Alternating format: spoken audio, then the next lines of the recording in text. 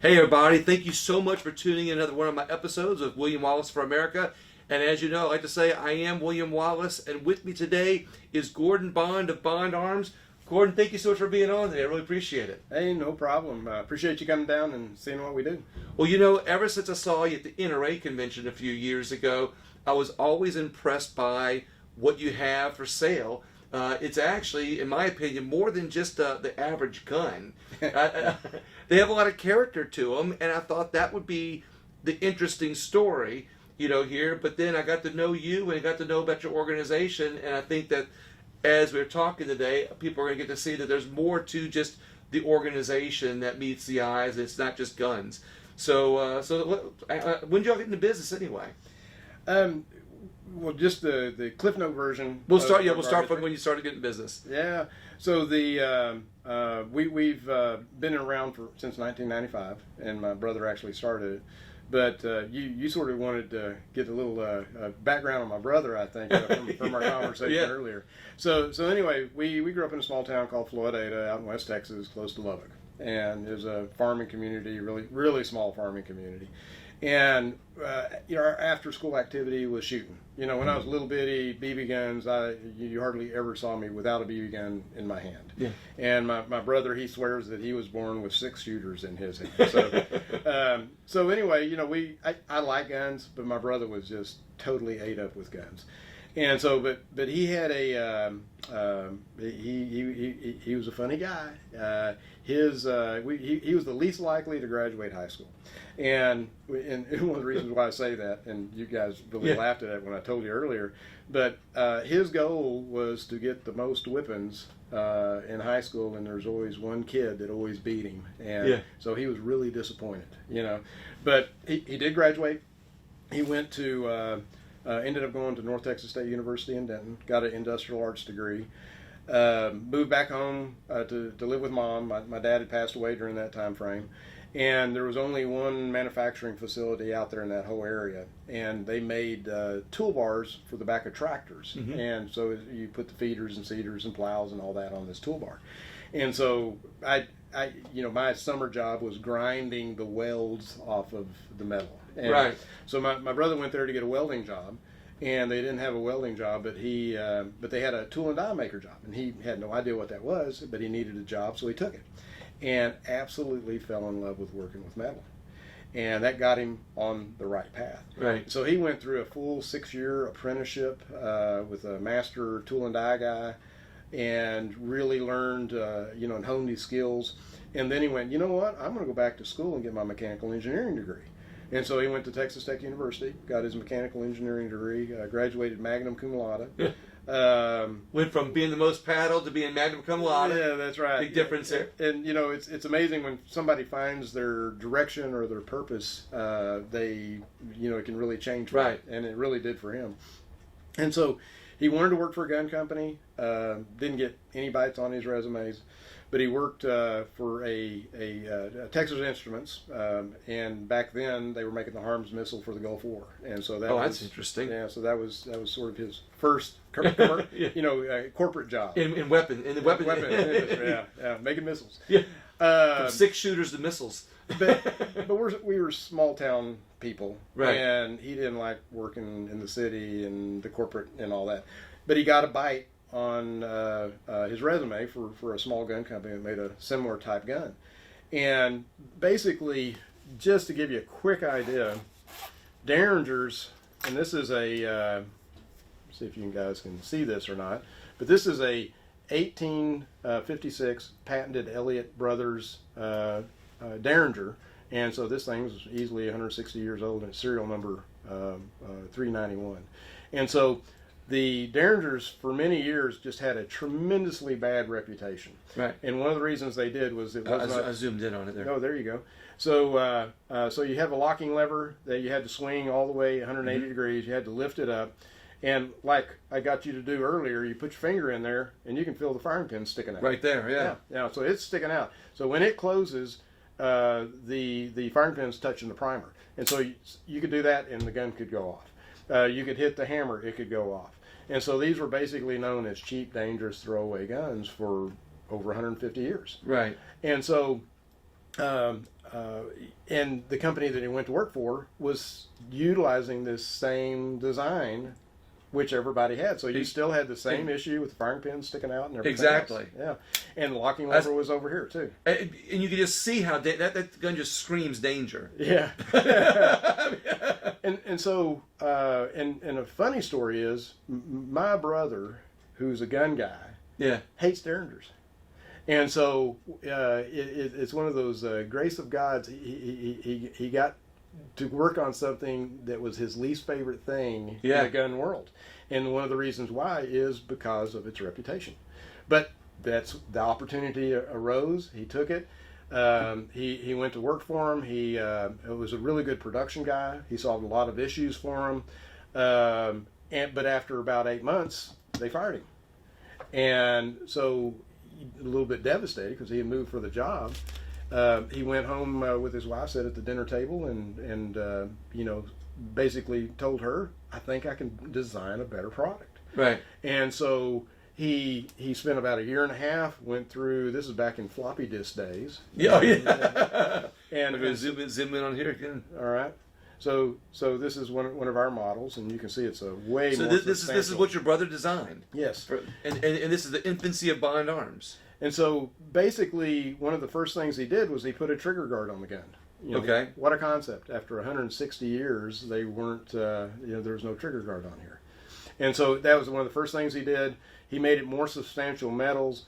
He put a better safety on here, which is a cross bolt safety, which totally blocks the hammer. And because most guns like this, like I just showed you, the hammer would go forward and rest right on the firing pins. Okay. So he figured out how to make it jump back and lock in a half-cocked position, and he patented it. Parts were those little parts that we saw in the manufacturing. That's right.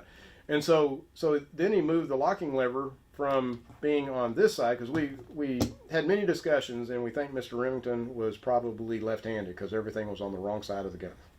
Because it makes it a two-hand operation to manipulate the gun. And so what he did was my brother took it. So Smith and Mr. Wesson was the one who originally did this one. Remington, okay. Yeah, and this is actually a patented Elliott patent gun, but Remington was most famous for that. And the guy that there's a lot of different stories. When Derringer first came out, it was 1R instead of 2. Okay. And so there's a lot of changes over the years, but he just made it more substantial materials. He did the trigger guard. He did the rebounding hammer, which gave it a whole lot more safety. Yeah. And so with your right hand, you can actually. I'm not pointing that way. Pointing away. This is away from me and away from the camera. And it's not loaded. Yeah. So. And there's not anybody behind the camera. That's right. So you can cock it, you can take it off safety, and you can open and close with one hand. So he made it a lot easier to manipulate the gun. And so just more substantial, and just like when you picked it up just a little bit ago, your reaction was like, oh, wow. You feel like you're holding something substantial. And people love the weight because it just shows how much quality there is there. I love that. And so just a really, we tell people, if you miss them with the first 2 shots, you just beat them with it. Because, I mean, it's a hammer. It's a hammer. So one of the other cool things that he did, and hopefully you can zoom in on this too. So this is an 1/8" Allen wrench. And so with 6 pins, you can replace the barrel. We have 5 different barrel lengths and 20 different calibers that you can put on the same frame. So on the same frame that has the trigger, I'm just explaining this for people who might not be, you could put on a longer barrel, shorter barrel, and up to how many calibers? Probably 20. We've probably got way more than that, but it's, we say, 5 different barrel lengths, 40 different barrels, and 20 different calibers. So that's amazing. So you buy one. You're buying just one Bond arm handle, basically, and you can buy as many barrels as you want. You can buy one barrel, you can buy as many barrels, right? That's right. Now we're going to go through some of the guns that you've got here because you've got a lot of different kinds.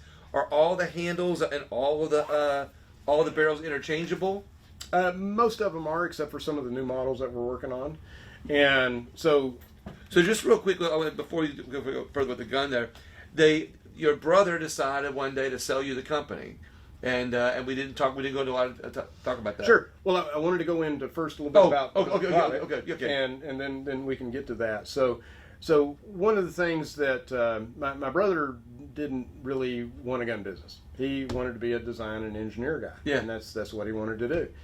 But he couldn't ever find anybody to buy it. Yeah. It was a derringer company, and so for years they just did the business. It was a really hard struggle. The first 5 years were poverty level. I mean, it was rough on them. And like I told you a little earlier, I wasn't kidding. I said, "Go get a job, man. Go get a real job." And we're glad he didn't. Yeah, right, exactly. So he wanted me to come to work for him.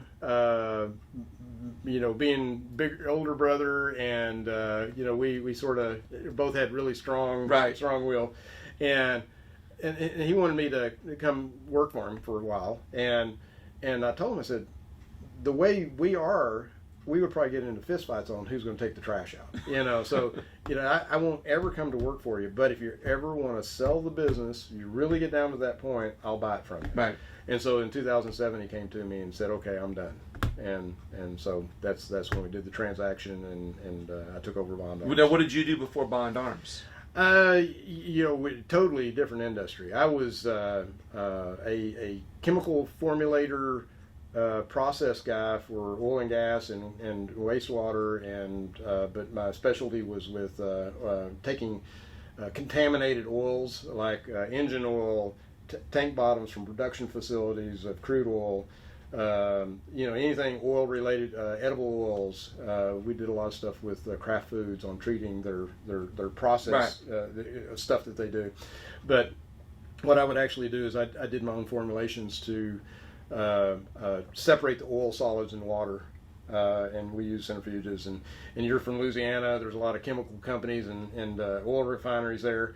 One of the companies that I worked with for a long time, we had contracts with the top 10 or 5 of the top 10 oil refineries in the country, and we would actually go in there and treat all the tank bottoms and reclaim the oil and solids and all sorts of stuff. So anyway, that's what I did. So you're just a businessman in general, basically. In the process of doing that, since I did my own formulations and I would travel to the different facilities, I learned how to be very efficient with very little resources. Right. Because a lot of the projects we do were out in the middle of nowhere, and I spent a lot of time in Canada, and I would drive 5 hours and see one pickup truck on the road during that 5 hours going to a project where we needed to treat the oil. And wow. I mean, way out in the boonies. So if you didn't have everything you needed, you couldn't do the project. And so you got really resourceful, really resourceful. And so you buy Bond Arms, and did you have to be more use that resourcefulness at that time because your brother didn't want to be in the gun business, and he was somebody who just enjoyed creating, whereas you enjoyed marketing and business. Right. And so you get into business, it probably needed a lot of work. When I took it over, it was struggling, and he had some really good years, and but at that time when I took it over, and he blamed me for coming on board because the sales are going down. It's you. Yeah, thanks. Exactly right. and so what I did was I called around to the different distributors, and one of those being Lipsy's, who you just did a interviewed Richard Lipsy's about a month ago. Yeah, and so I asked them. I said, "What's selling?" And they said, "Small personal protection handguns." And so at that point, all of the guns for years, my brother is basically the best snake gun on the market because you could shoot 410 shotgun shells out of this. And so that's actually a double barrel shotgun. Okay. Oh, so nice. Yeah. You can shoot 3-inch 410s out of this. Kind of like another brand. The Judge. The Judge. Mm-hmm. And those were friendly with all those guys. But so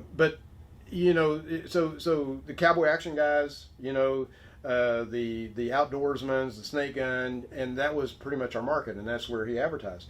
Once I found out that the small personal protection handguns that's what was selling, because the whole industry was really hurting during that time frame, and so we changed our marketing. We did it more as a personal protection, and my brother didn't really want to work with big box stores.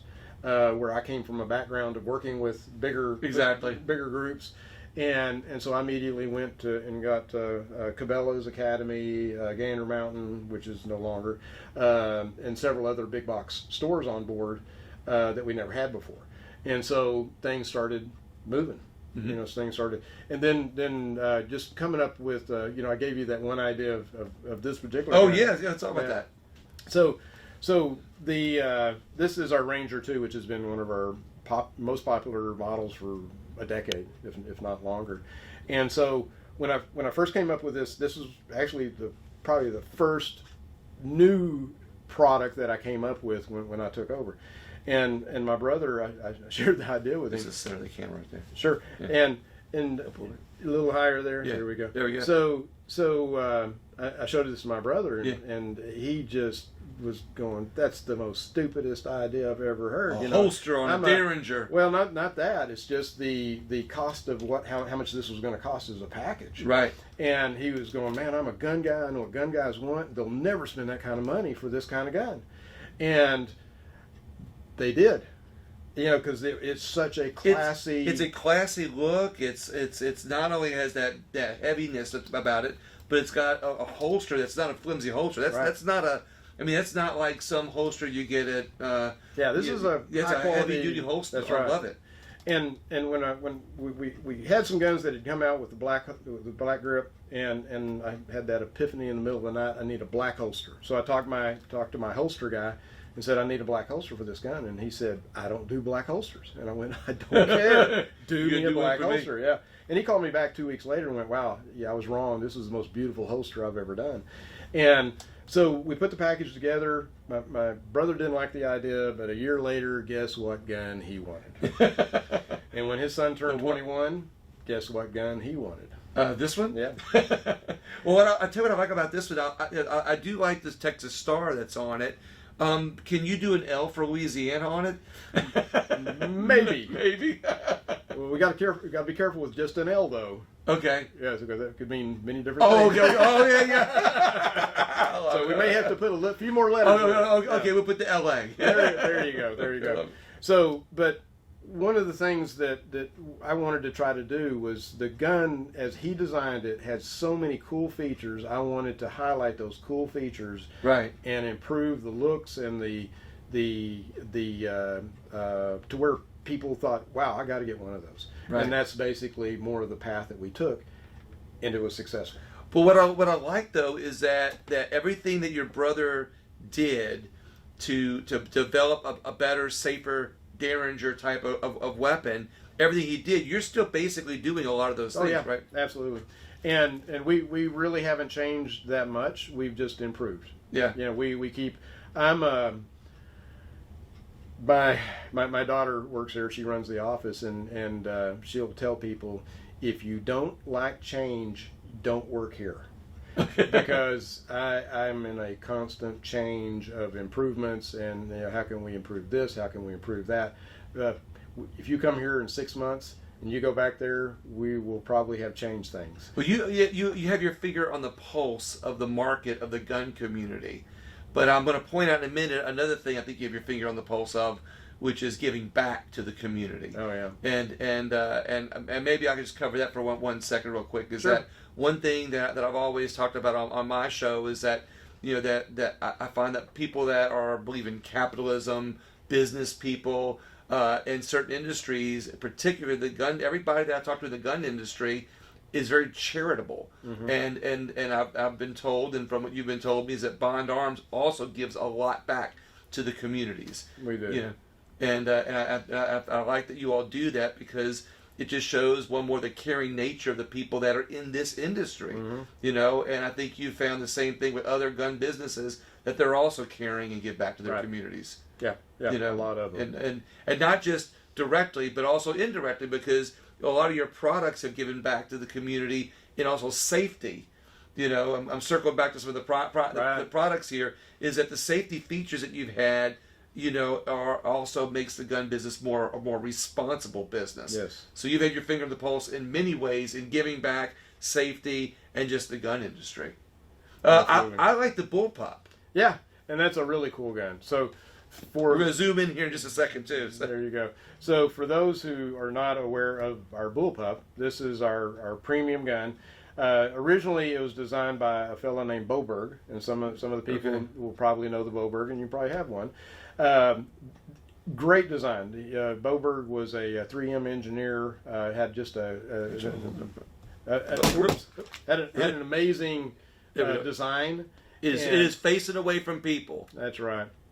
So it's an amazing design. It's a reverse-fed bullpup design, and when we bought the company several years ago, and I heard that it was a bullpup design. I was going, no, it's not. That's not a rifle. Right. That's what you always think when you hear a bullpup is a rifle. Okay. Oh, yeah, that is. I've never thought of that. And so, just to show you in my drawer of mini guns. Yeah, exactly. So, a traditional gun, you have the chamber that's in front of the trigger, basically. So that means all the barrel is extended out. Okay. And so when the chamber is behind the trigger, which you can see here is way behind, right? That's a bullpup design. That's actually the definition. Okay. And so we have a full-length barrel in here, and it's a reverse fed, and it's one of the easiest slides to rack that you've ever seen. And this is a 9mm, but it has a 3.35 inch barrel. And so good length barrel. It's the way it's designed is there's a rotating and locking breech. Okay. And so the breech actually unlocks once the bullet's out the barrel. And so just very clever. The magazine, which is really a mind teaser for a lot of people, it's reverse fed. So instead of pushing the bullet forward and the bullet's coming out this way, it's actually pulled from the rear and fed in like a howitzer shell. One of the coolest designs. So you almost have to think differently when you load the shell. When you do it this way, you're doing it nose first instead of rim first, right? Like you do in the other ones. Exactly. After you've done this a while, then you go to the other one. It really messes with your mind. Exactly. Yeah. That's what I'm seeing there. So basically is it the extractor? Yeah, it grabs the bullet, pulls it back, loads it in, and that's how you're able to have the bullpup design where the chamber's behind the trigger. That's right. Which makes it instead of a gun that's this big, you can have way more compact. Is it also 9mm? This one is, yeah. It shows you the difference. So this is great for concealed carry. Absolutely, and very accurate. It's not your $300-400 9mm. This is a $1,000 premium cool gun. This isn't for everyone, but for those who want one of the best ones on the market, man, this is really the way to go. There we are. Got that in there. Anything else? Any other good ones you got in here? So most of you may be familiar with our regular derringer, which I just showed you with the snake slayer, which is one of the most popular ones. But we had for years people asking us to do a lighter, thinner, easier to carry, less profiling type of gun for carry conceal. And so we just released the new Stinger, and we'll see if you guys can zoom in on this.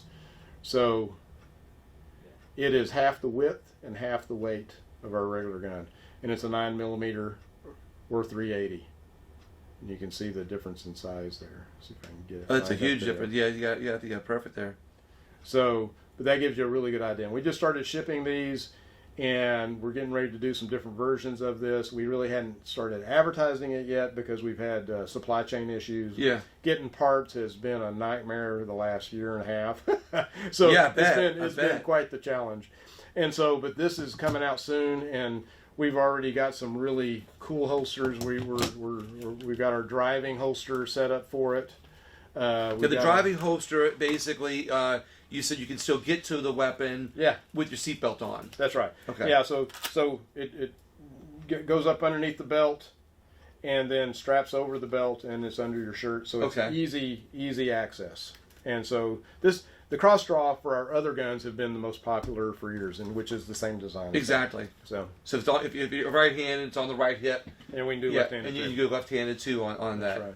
That's right. This is really, this is a great collection. I want to invite everybody to Bond Arms. How do people find you guys anyway? It's just bondarms.com. Okay. And we got tons and tons and tons and tons of videos and information and different things out And what I'd like to point out is you can't buy direct from you Right. guys. You have to buy from a distributor. Well, you you know, buy from a dealer. a dealer, correct? Yes. A dealer, correct. And the reason I like to point that out is because some people think that it's just easy to buy things on a website, and it's not easy in the arms industry. You have to go through a dealer local to you. Yes. You know, And so if you're in Louisiana, you can't buy a gun from a Texas gun store. right? And so whatever state you're in, there's certain laws that you have to federally Exactly. and state-wise. And so, but a dealer can order one of these guns for you. If you're coming out this way, we don't do too many tours. But if you're really special, we might let you come through and do a tour. Well, some special. Yeah, that's right. Because I got the tour today. Let me tell you something. Being a gun guy, I'm going up. You pick up a gun, you go, oh, wow, you pull the trigger, it shoots. You don't think about it. But going back here in here, and you see individual people making each part of the gun, and you see how many special pieces go into this. But on top of that, you see the actual care that goes into it, and you see the guns that have the marks a lot on it because some line's not done right, or something doesn't look right, doesn't look consistent. I mean, you have put a lot of care and attention into this. We do, and one of the things about manufacturing, you try to be as consistently as you can, and we really spend a lot of time trying to make sure that we do that. And for those things that something goes wrong out in the field, a grip breaks or the trigger doesn't work right or whatever. We have probably one of the best customer service groups to take care of the customers, because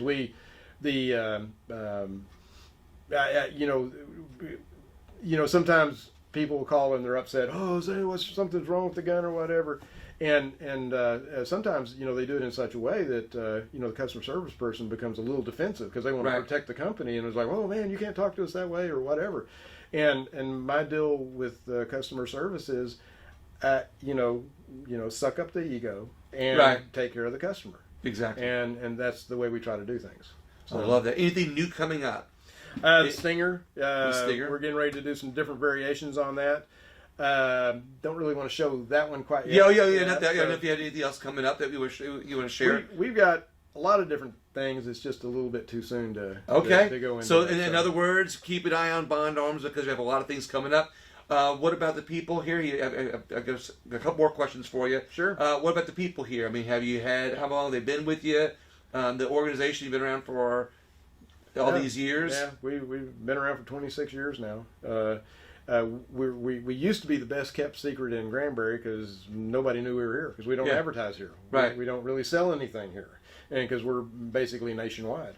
And we average probably over 50 employees, and I think the longest employee lengthwise that they've been here is 19 years. Nice. So, we at first during the COVID thing had a little trouble getting people to come to work, but we've had a really good crew through it all, and so we really appreciate our people. And you got to see our interaction with a lot of people when we're going through. So. That's why I asked, because I want to point out that you have really good people here. I looked through the operation. I mean, everybody is very carefully, diligently working on each weapon. So it's like if you want to get a weapon that you can know was handled by a small business, that was handled by people who care, handled by people who are being meticulous about it. I saw in the reject area, all the little markers and stuff where people really diligently work on it. But yeah, I do have one more question for you before we start wrapping up. Sure. Which is, I always ask my guests, in America, I always try to find things that unite us. So I always like to ask my guests, not only what makes our country great, but what unites us as Americans, in your opinion. Wow, it depends on what's happening out in the world. It seems like when the before COVID and after COVID, you've seen a lot of people really trying to help each other because there's a lot more needs that came up, and so really before everybody was just sort of living their lives, and every once in a while people would help, but with all the things that have gone on between the war, between COVID, between inflation, and you know, and I guess the best way to sum that up is you got to meet some of the people that we work with locally to help the ministries and help with food banks and different things like that. And one of the ladies, you know, mentioned that when there's a crisis, there are no political lines. I mean, you're there, everybody's there to help each other. And so I think we've seen a lot of that. We've seen a lot of division, of course, but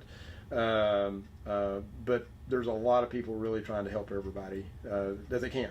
There's so many people that are in need right now. So I love that. I come to a gun business, but to you, the first thing you feel unites us isn't the Second Amendment, but it's charity, and it's helping each other. And I think it says a lot about you as a person and as a company. And I think that's, you know, when people look for a company to work with and they do business with you, they know that you're also helping the community because you feel that what unites us as Americans is charity. Yeah. And I think it's important. Helping somebody that's in need. Yeah. Well, Gordon, any final words before we head out?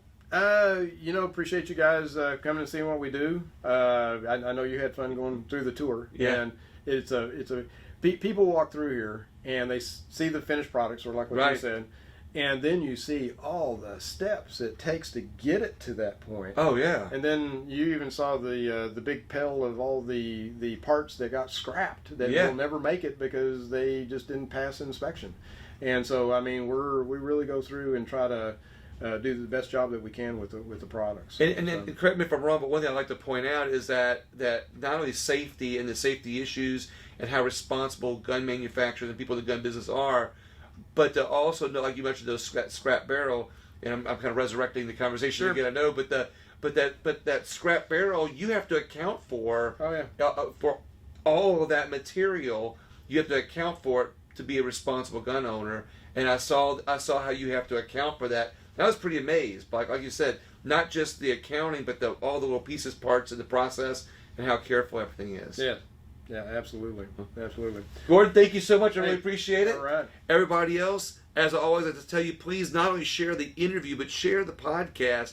The podcast can be found on all podcast apps at William Wallis for America, YouTube, Facebook, Rumble. And as always, please share it. And thank you so much for tuning in. Y'all have a great day.